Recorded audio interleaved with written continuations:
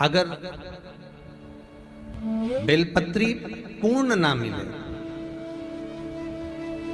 एक समय ऐसा आता है कि बेलपत्रियों को कीड़े खा जाते हैं, खंडित हो जाती है, सूख जाती है। बेलपत्री पूर्ण ना मिले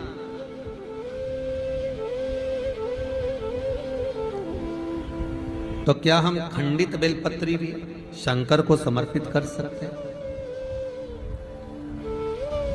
देखिए प्रश्न कितना सुंदर है। उसका प्रश्न केवल एक व्यक्ति के लिए ये प्रश्न नहीं होता, ये प्रश्न जो करे जाते हैं ये जग कल्याण के लिए, सभी के लिए। मान लो अगर बेलपत्री साबुत नहीं है, बेलपत्री कहीं कीड़ा खा गया, कहीं बेलपत्री खंडित हो गई, कहीं बेलपत्री में कुछ तकलीफ है, मान लो कीड़ा हो गया या कुछ हो गया और वो खंडित है, तो क्या हम उसको ना चढ़ाएं कि चढ़ाएं?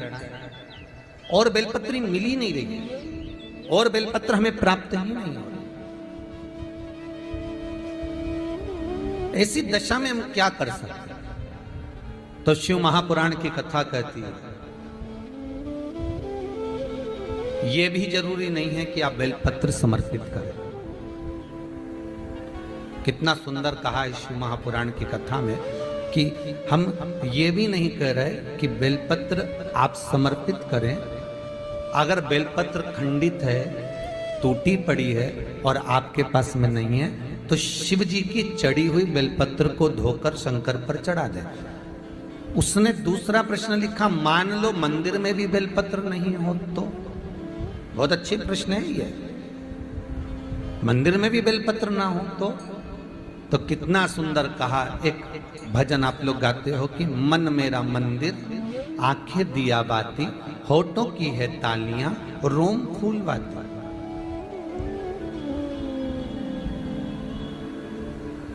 शिव महापुराण की कथा कहती है मान लो अगर ऐसे समय पर बेलपत्र नहीं है तो महाराज भगवान शंकर के शिवलिंग का दर्शन कर कर अपनी ये 3 उंगलियां शिव जी के शिवलिंग को समर्पित करो। कितनी उंगलियां? जम के बोलिए। 3 उंगलियां शंकर के शिवलिंग को समर्पित करिए और बाबा से निवेदन करिए, इसको हमारा बेलपत्र का भाव मानकर आप स्वीकार करिए। ओम नमः शिवाय, श्री शिवाय नमस्तुभ्यम या मृत्युंजय का जाप करते हुए, गौरी शंकर का स्मरण करते हुए, हाथ का स्पर्श कर कर बाबा को नमन करो, प्रणाम करो। बाबा उस बेलपत्र को भी स्वीकार कर लेता है। बाबा उस बेलपत्र, यहाँ तो कितना शिव महापुराण के अंतर्गत एक लिंग पुराण है। लिंग पुराण के अंतर्गत वर्णन आता है कि आप अगर आपके पास में शिवलिंग भी नहीं है, आप किसी नदी में स्नान कर रहे हो, तो अपने अंगुष्ठ को आगे कर कर आप उस पर भी जल चढ़ा सकते हो। भगवान शंकर उसको भी स्वीकार कर। आप किसी नदी का कंकर उठाकर अपने हथेली में रखकर उसको भी जल चढ़ा सकते हो, भगवान उसको भी स्वीकार कर।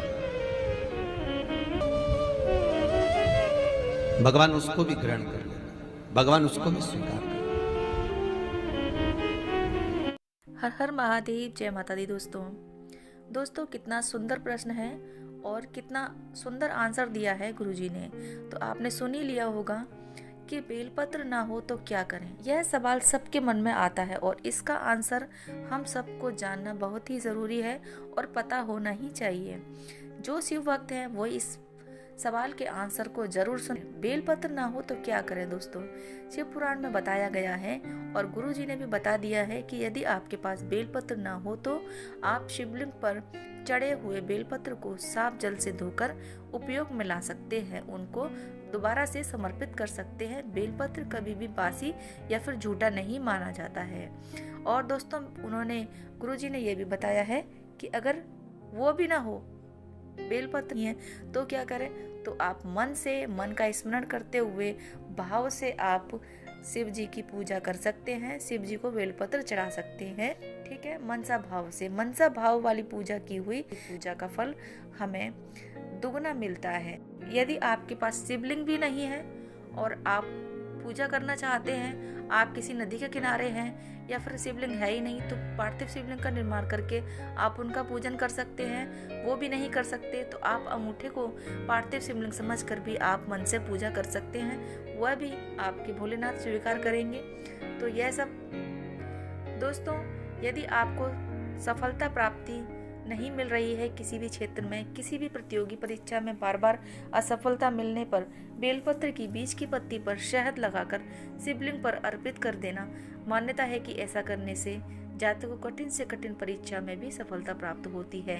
यह भी उपाय गुरुजी ने ही बताया है, तो आप किसी भी उपाय को कर सकते हैं। और आपको पता चल ही गया होगा कि बेलपत्र नहीं है तो परेशान होने की जरूरत नहीं है। आप इस प्रकार से शिव जी का बेलपत्र से श्रृंगार कर सकते हैं, उनको मना सकते हैं।